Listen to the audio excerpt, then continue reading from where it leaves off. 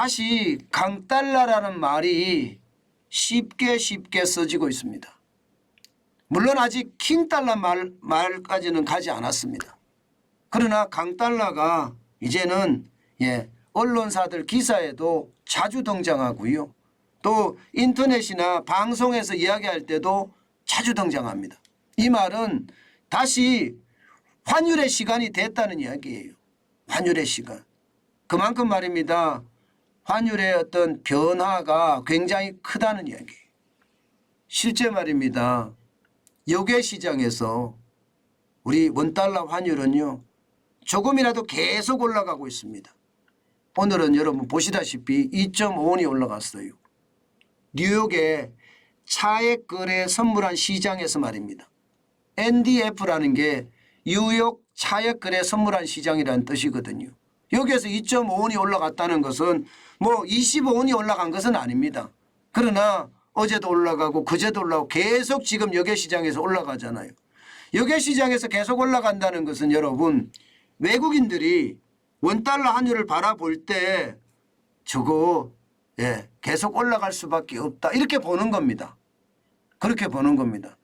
우리 시장이 열렸을 때 우리 시장에서 보는 거하고요. 역외 시장에서 보는 것은 이거는 분명히 다릅니다. 우리 시장에 보는 거는 우리 시장의 참여자들이 달러를 사고 팔면서 느끼는 거고요. 역외 시장에는 오롯이 외국인들이 이게 선물안을 사고 팔면서 느끼는 시장의 원리가 세계 시장의 원리가 그대로 작동되는 곳이기 때문에 저는 환율의 어떤 불안감은 점점 커진다고 보는 겁니다. 실제로도 말입니다. 여러분 1300원 턱밑까지 올라갔습니다. 1291.5원입니다. 1292원까지 올라가기도 했습니다. 역외 시장에서 굉장히 많이 올라가고 있는 거예요. 그러면 도대체 왜 이렇게 올라갈까 이제 궁금할 수밖에 없잖아요. 지금 뭐 여러분 특별하게 바뀐 게 없는 것 같아요. 그냥 수출 적자는 계속 수출 적자가 나고 있고요. 여기에다가 돈 푸는 것도 작년 본예산보다 올해 본예산이 적어도 30조 이상 늘어났으니까 돈도 계속 푸는 거고요. 게다가 금리 인상하는 것도 뭐 똑같습니다. 다른 게 아무것도 없어요. 그런데 원달러 환율은 불안하다. 이것은 말입니다. 결국 우리 시장의 문제가 아니라 해외 시장의 문제라는 거예요. 기본적으로 미국의 경기가 연착륙도 아니고 경착륙도 아니다. 무착륙이다.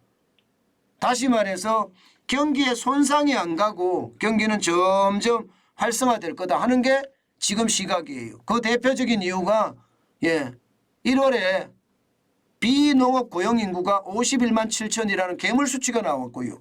실업률이 3.4라는 54년 만에 최저의 수치가 나왔습니다. 게다가 말입니다. 이게 소비자 물가는 6.4를 기록해서 12월에 6.5보다는 찔끔 떨어지고 말았고요. 생산자 물가도 시장의 예측치보다 훨씬 더 많이 올라갔습니다. 전월 대비해서 시장의 예측치는 0.4 정도 예상을 했는데 실질적으로는 0.7까지 올라갔죠. 그러니까 시장에서 생산자 물가가 올라가면 그 다음 달에 소비자 물가가 올라가는 것으로 보거든요. 그러면 2월에 소비자 물가도 심상치 않다는 이야기거든요. 도매 물가가 올라가면 소매 물가가 올라가는 것과 똑같습니다. 그러면 미국의 금리는 어떻게 될까요? 계속 올린다는 이야기가 되는 거죠. 계속 올린다는 이야기가 지금까지는요. 3월이 최종금리가 아니겠느냐 이렇게 이야기를 해왔습니다. 그런데 점점 시장은요. 3월이 아니야. 5월도 아니야. 6월까지일 거야. 이렇게까지 이야기를 합니다. 그러면 금리를 계속 올린다는 것은 달러의 가치가 올라간다는 뜻이잖아요. 실제 달러 인덱스, 달러의 가치를 나타내는 거거든요. 6개 통화 대비해서 뭐 유로, 엔화, 파운드와 그다음에 크로네라든가 캐나다 달러라든가 스위스 프랑 이렇게 6개거든요. 6개 대비해 달러 가치를 나타내는데 달러 가치가 지금 달러 인덱스 계속 올라가요. 104.01까지 올라갔습니다. 이게 며칠째 올라가고 있는 거죠. 그러니까 원달러 환율은 올라갈 수밖에 없잖아요. 그죠? 여기에다가 여러분, 여기에다가 이 정찰 풍선 있잖아요. 예, 중국이 전 세계에다가 띄웠다는 정찰 풍선 때문에 이게 미국과 중국의 마찰이 굉장히 심화되고 있습니다. 그러다 보니까 위안화가 약세를 기록하고 있어요. 위안화가 약세입니다. 달러당 6.864위안입니다. 계속 약세죠. 그죠? 쉽게 말하면 위안화 환율이 올라가는 거예요. 위안화 환율이 6.8640까지 올라갔습니다. 그러면 위안화하고요, 예, 대한민국의 원화하고는 일반적으로 프록시 커런시, 예, 대체 통화라고 이야기하거든요. 그러면 위안화가 약세를 보이면 원화도 약세를 보인다. 예, 위안화가 강세를 보이면 원화도 강세를 보인다. 이렇게 일반적으로 이야기합니다. 그런 상황에서 보면 위안화가 약세를 보이니까 계속 올라가는, 예, 달러당 위안이 올라가는 그런 약세를 보이니까 원달러 환율도 지금 계속 올라가고 있는 것 아닌가. 그렇게 지금 시장은 분석이 됩니다.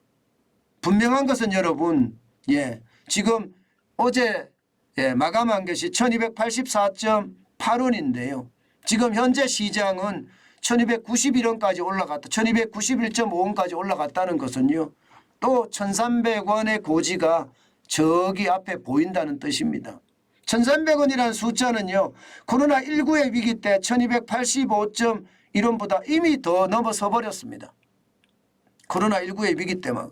그러면 금융위기 때를 또 따라간다는 이야기인데 그만큼, 예, 환율 시장은 불안하다 이렇게 생각을 합니다. 이럴 때 여러분, 시장을, 특히 환율 시장은 여러분들이 냉철히 볼 수 있는 힘이 있어야 됩니다. 이제 우리가 여러 번 겪었잖아요. 환율은 분석하는 것도 굉장히 중요하지만 이게 샀다가 파는 것도 굉장히 중요합니다. 저 같은 경우는 살 때는 한참 많이 떨어졌을 때, 뭐 1084원, 1095원 그렇게 떨어졌을 때 사는 거고요. 팔 때는 1300원, 1400원 많이 올라갔을 때 파는 것. 이게 투자거든요. 예. 그런데 지금은 투자보다는요, 필요한 사람들이 투자의 목적보다는 필요의 목적, 사용의 목적에 의해서 저는 원달러, 달러는 샀으면 좋겠다 그 말씀을 드립니다. 이 사용의 목적이라는 건 여러분들이 미국 시장에 투자를 한다든가 아니면 뭐 해외여행을 간다든가 아이들에게 어떤 돈을 준다든가 뭐 등록금 말입니다. 학비 말입니다. 외국에 공부하는 친구들한테. 그럴 경우는 저는 조금씩 사놓는 게 좋겠다 그런 생각합니다. 필요할 때마다 달러가 떨어질 때마다 사놓는 거 당연히 필요하다고 생각합니다. 여러분, 환율은요, 솔직히 1300원을 넘어갈란지 또 1400원, 1500원 갈란지 이것은 아무도 모릅니다. 예, 시장은 늘 말씀을 드렸지만 생물과 같거든요. 늘 정책을 어떤 정책을 쓰느냐에 따라서 시장 계속 달라져 갑니다. 그 달라짐에 우리가 어떻게 대응할 것인지 늘 고민하면서 따라가는 게 좋겠다. 그 말씀 다시 한번 올립니다. 원달러 환율은요, 그만큼 불안합니다.